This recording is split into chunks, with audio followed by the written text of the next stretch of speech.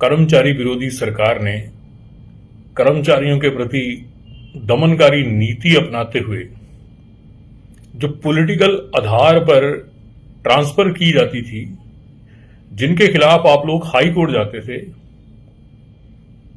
उस पर एक नया क्लॉज जोड़ दिया है कि एम्प्लॉइज की ट्रांसफर होने के बाद एम्प्लॉई को जो ट्रांसफर्ड स्टेशन है वहां ज्वाइन करना पड़ेगा, फिर एक रिप्रेजेंटेशन उसी कॉम्पिटेंट अथॉरिटी को देनी पड़ेगी जिसने वो ट्रांसफर की है, वो उसको कंसीडर करेगी और रिप्रेजेंटेशन पर फिर जो ऑर्डर होगा वो फाइनल होगा। यानी चित भी मेरी पट भी मेरी, लेकिन कानूनी रूप से आप हाई कोर्ट का दरवाजा खटखटा सकते हैं। कोई ऐसा प्रोविजन नहीं है जो एम्प्लॉय को डायरेक्ट हाई कोर्ट जाने से रोक सके। ये जो दमनकारी क्लॉज सरकार ने अपनी खाल बचाने के लिए ट्रांसफर पॉलिसी में ऐड किया है, इसकी कोई लीगल सैंक्टिटी नहीं है। यानी आप बिना उस क्लॉज को फॉलो किए, उसका उल्लंघन करके आप हाईकोर्ट जा सकते हैं। वो कैसे, वो मैं आपको बताता हूं। अब मान लीजिए आप एक गवर्नमेंट एम्प्लॉय हैं, पॉलिटिकल बेस पर किसी डीओ नोड पर आपकी ट्रांसफर जो है वो कर दी गई। अब सरकार चाहती है कि किसी मंत्री, एमएलए या लल्लू पंजू जिसने भी वो डीओ नोड दिया है वो मान्य रहे, और जो कॉम्पिटेंट अथॉरिटी है वो उस डीओ नोड के आधार पर आपकी ट्रांसफर कर दे और फिर आप रिप्रेजेंट करें उसी के पास, और फिर वो उसको रिजेक्ट करे, फिर वो कहे आप जाओ कोर्ट में। तो कोर्ट में आपको स्टे क्या मिलेगा?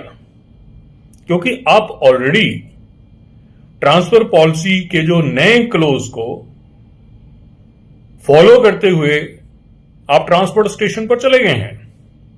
तो यहां मेरी जो गवर्नमेंट एम्प्लॉई हैं उनको सलाह वैसी ही है कि जैसे आप पहले करते थे।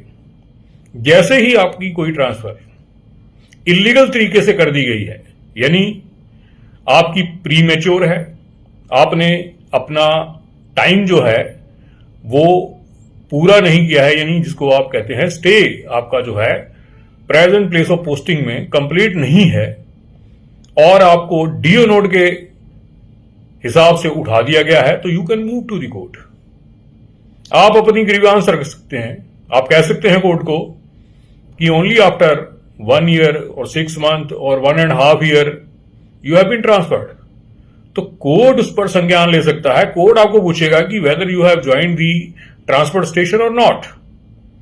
आप कहेंगे नहीं, तो कोर्ट आपको स्टे दे देगा। लेकिन अगर आपने सरकार के दिशा निर्देश जो हैं, जो एक दमनकारी क्लॉज जो है जिसको अभी ऐड किया है, आज तक किसी भी सरकार ने इस तरह की दमनकारी नीति अपनाते हुए कोई इस तरह का क्लॉज जो है वो ट्रांसफर पॉलिसी में नहीं जोड़ा था। लेकिन अब यह सरकार चाहती है कि चित्त भी मेरी हो पट भी मेरी हो, हम आपको ट्रांसफर डीओ नोड के आधार पर कर भी दें और आप ट्रांसपोर्ट स्टेशन को ज्वाइन भी कर लें। उसके बाद आप रिप्रेजेंटेशन देते रहिए, इधर के उधर धक्के खाते रहिए। उसके बाद ये लोग आपकी रिप्रेजेंटेशन है वो रिजेक्ट करेंगे नेचुरली। जब आपका ट्रांसफर ही किसी डीओ नोड के आधार पर हुआ है, तो कॉम्पिटेंट अथॉरिटी के पास इतनी पावर कहां है कि वो हायर अथॉरिटी से, यानी कि पॉलिटिकल बॉसेस की तरफ से आए हुए किसी डीओ नोड को रिजेक्ट कर सकें। क्योंकि अगर रिजेक्ट ही करना होता तो टॉप लेवल पर हो जाता। वो टॉप लेवल से ट्रेवल करके नीचे आया है, तो फिर सोच लीजिए कि उसकी सैंक्टिटी कितनी जबरदस्त है। अब आप पे ऊपर दबाव है कि आप ट्रांसपोर्ट स्टेशन पर जाएं, ताकि आप कोर्ट में अगर आप जाएं तो आपको स्टे ना मिले, क्योंकि आपने दूसरी जगह ज्वाइन कर लिया है। कोर्ट कहेगा जब आपने ज्वाइन कर लिया है तो किस चीज का स्टे? तो आपके पास स्टे लेना है तो आप ट्रांसफर्ड स्टेशन पर मत जाइए। आप उस क्लॉज को चैलेंज करिए, कोर्ट को कहिए कि आपकी प्री मैच्योर ट्रांसफर है, आपने अपना टाइम जो है 3 साल का जो ट्रांसफर पॉलिसी में निर्धारित है उसको पूरा नहीं किया है, या कई बार ऐसा हो जाता है कि आप ट्राइबल एरिया में हैं और आप ट्राइबल एरिया काटकर सॉफ्ट स्टेशन पर आए हैं, जो आपको चॉइस स्टेशन मिला हुआ है, वहां आपका टाइम ही पूरा नहीं हुआ है, तो आपको चक्कर वहां भेज दिया दूसरी जगह। तो फिर आप क्या करेंगे? आप अगर सरकार के क्लॉज को मानते रहेंगे तो आपको स्टे नहीं मिलेगा। दूसरी बात कि अगर किसी दूसरे बंदे का हार्ड एरिया में टेन्योर पूरा नहीं है, उसको आपकी जगह और आपको उसकी जगह ट्रांसफर कर दिया गया, तो अब आप क्या करेंगे? जाहिर सी बात है, अगर आपने ट्राइबल एरिया काट लिया है तो सरकार चाहती है कि आपने अगर ट्राइबल एरिया काट भी लिया है तब भी आप उस जगह जाएं, ज्वाइन करें, रिप्रेजेंटेशन दें, वो रिजेक्ट करें, फिर कोर्ट जाएं। क्यों जाएं? जबकि ट्रांसफर पॉलिसी में जो प्रोविजन है कि जिसने एक बार हार्ड एरिया काट लिया है, दूसरी बार उसको हार्ड एरिया में नहीं भेजा जाएगा।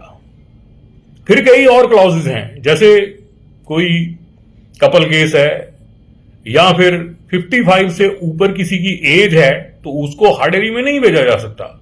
लेकिन अगर हम इस क्लॉज के हिसाब से चलें तो अगर उन्होंने ट्रांसफर कर दी तो फिर आपको ज्वाइन करना पड़ेगा। इसलिए मेरा सजेशन यही है कि if you are aggrieved by any transfer order, you can move to the court directly without filing any representation before the competent authority, क्योंकि you know the result of that representation। जिसने आपको transfer किया है वो आपकी representation क्यों मानेगा? इसलिए आपके पास ऑप्शन है कि you can move directly to the high court. अगर कोई क्लॉज इस तरह का डाला भी है, that is not binding on you. If you are aggrieved by any transfer order, you can directly move to the High Court. Any suggestion? Please give your feedback. Thank you.